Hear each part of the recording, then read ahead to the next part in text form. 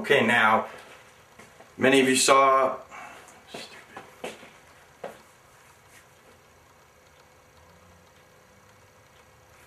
Okay, now in the last video you saw me open carrying. Now, usually when I'm in my house, I actually sleep with this thing under my pillow. One thing I wanted to also show you, it's kind of, I don't know if it's a contractor tip, but it might be for, you know, open carriers out there. One of the things that I don't like about open carrying, now I feel it's my, you know, job as a patriot to be an open carrier, but I'm just going to have these stupid technical difficulties. Maybe we can do it this way, okay?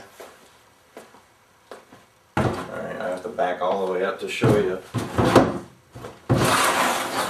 Okay. Now, what I did here is I just got this one belt right here and I just throw the thing on and there it is, okay? I'm not going to go into too much what I carry, but you always want to have an extra. Okay, always want to have an extra clip there, plenty of rounds around. Now, there's a spot right in your hip right here where if you place it right around to there, okay, and it's not pulling down your pants, okay, you can have another belt on your pants. I don't have one on right now, but this is comfortable, and I gotta say, you know, I was sitting in my chair and I've been wearing it like this today. I just started wearing it like this today, and it just sits right in the pocket of your rump right there, and it feels good, and it feels it's a sense of security, and that's all this is. Now this gun, okay, this gun is not able, I guarantee you, I'll bet my house that this gun cannot jump out of that holster by itself and start shooting people. Okay, it has to be my conscious decision to take a life, and that is something that I take great responsibility of hoping to have to never do. And that is the reason why we wear them. Okay, so now I saw this one video just recently, okay, about a lady who was,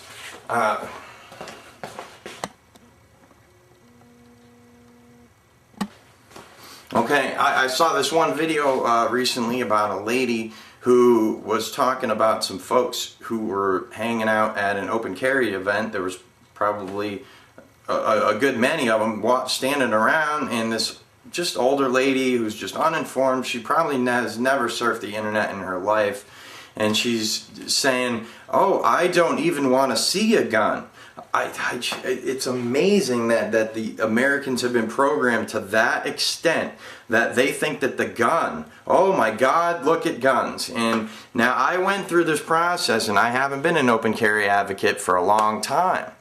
I wanted, you know, I was kind of like with the gun control, I was a little bit Democrat, I went both sides, I explored the whole political spectrum, okay, from, let's see, Ross Perot to, then I went to Ralph Nader, I went to Howard Dean, and then I went to Ron Paul. So it's like I explored the whole spectrum, and I said, yeah, I'm not really cool with that. Okay, you know, this sounds cool, but then when you get down to it, socialism it just doesn't seem that cool. Okay, because when you are not helping out your neighbors, and this is the thing, how to beat socialism, help your neighbors. If you don't help your neighbors, then you give consent, you submit to a government to have them do it. Okay, so just take care of your own responsibility. So part of your responsibility is open carry and get rid of all these open carry laws. I mean, notice everybody that, you know, when you're sovereign, really, literally, you don't have to. The open carry laws don't apply to you because they are statutes. Okay, statutes are rules of a corporation that you are not an employee of if you're sovereign, which means you're getting rid of your driver's license, or at least disconnecting it from you. I've moved mine out of state, is what I've done. And I don't have a license with that. It's just, it doesn't have a license or anything. I have a plate on my truck. I could take you out and show you my plates, possibly in another video. But I've been driving around on that plate that I made myself for the last probably month and a half now. So be responsible with your around you. And like I was saying, like I didn't finish with the Virginia Tech story.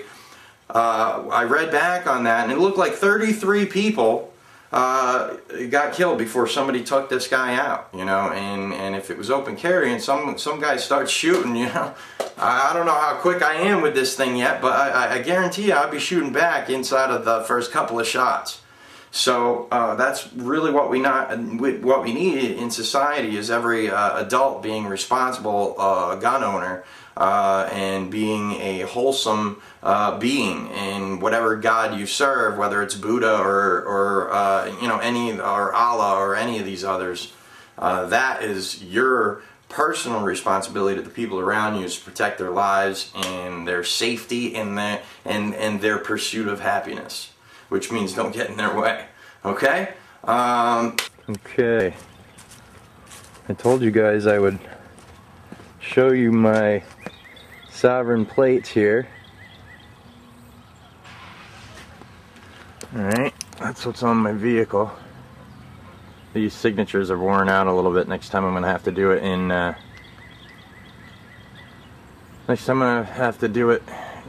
Sharpies. But basically you can see the seal, and now technically I don't even need to have a plate on here, but the point of it is just I like having that. You know, when people show me, you know, when people come up behind my vehicle, I'm kind of advertising the whole sovereign movement every single time I come to a stoplight or something like that. So I think that's a great way to get the message out to people. And we'll put a close-up on there. Okay, non-commercial automobile, right to travel.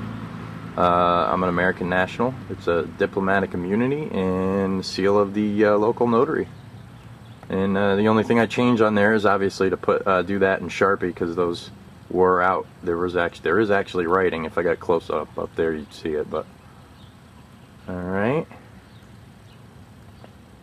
And if any of you would like one of these plates, give me a holler. I've got them made up, and I can send them right out to you, and you throw it on the truck. And now this is the thing, you know, some of this stuff you just gotta kind of just do it and deal with the consequences when they come, you know. But the fact of the matter is I don't want to participate in that system.